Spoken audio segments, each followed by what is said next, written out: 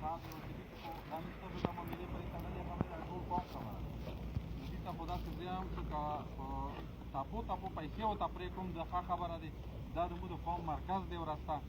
او دې کې زموږ هر غونډه کېږي او ناسته پاسته هم دی او لږ ورته د خلکو توجه هم جوړه شي چې دغه کې لږ د زموږ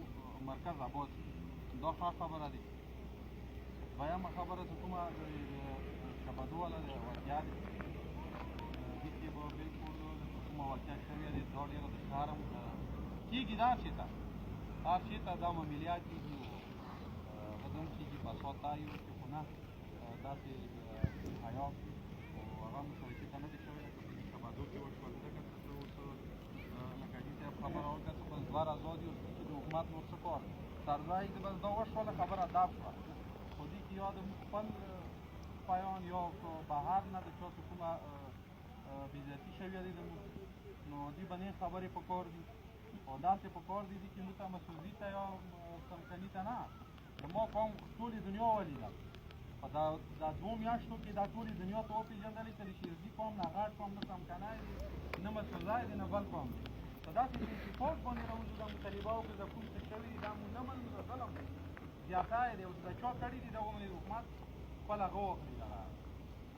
اکشن د ورباندې واخلي دا سزاور کړلی شي ځکه دا خو د غیرت خبره دی د پښتو خبره دی او هر چېرته دا کیسونه کېږي خو داسې هغه نه دی شوی چې قبرونه یې مړي راوکړي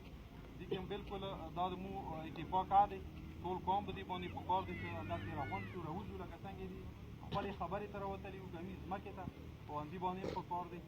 او بله خبره دی د بله د تاریخ چې کومه شو هغه کې طالب زموږ لور او جج نه و چې جج نه و بیا ورته 25 تاریخ راکړو بیا مو ورته سول زري وکړو هغه هم ورته 14 تاریخ راکړی 25 و بیا هم 14 نو دا شوه په دې ځای باندې دویمه خبره دا دی چې مو درنه وکړه 2 میاشتې مه کړله کارنیل سره کېنه میجر سره کېنه انتظامي سره کېنه خبرې په دغه پورې ته بس فوره چې څه خبرو باندې فوره معیار وانه بله ځکه څه 2 میاشتې یو ځای کې کېنې تا ته یوه مخه نه کولوېږي خو نه کولوېږي حکومت دی خدای زورور دی حکومت زورور دی بیا چې کومې خبرې مو سره حکومت کړي دي هغه کې زه ته دا وایم چې صرف د یک یو چیک پوسټ په دغه کې لګېدلی دی هغه هم د سپایانو چې کوم د پولیس دی خو موږ ته کارنیل صاحب چې کومه ژبه موږ سره کړې وه خبره یې کړې وه چې زه به درته خپله هغه کوم د ملیشا ډیوټي کوم نو دا خبره هم کول پکار دي چې کارنیل سره یې وکړو چې کمانډینټ ته تاج دي په دې باندې خبرې وکړو او زموږ ته دغه چیک پوسټ کوم دي پولیس باندې خو زموږ بلکل یقین شته دی خو بیا د کېږي که نه ورکړي هغه خو بیا خپلې لارې ورکې لټوي نو موږ ته پکار دی په دې باندې خبره وکړو چې موږ ته دې ځای کې ملیشا لږ پولیس ته راوشي نو دا هم پکار دی او بله خبره دی چې حاجي صاحب چې کومو خبرو ته موږ راغونډ نظامه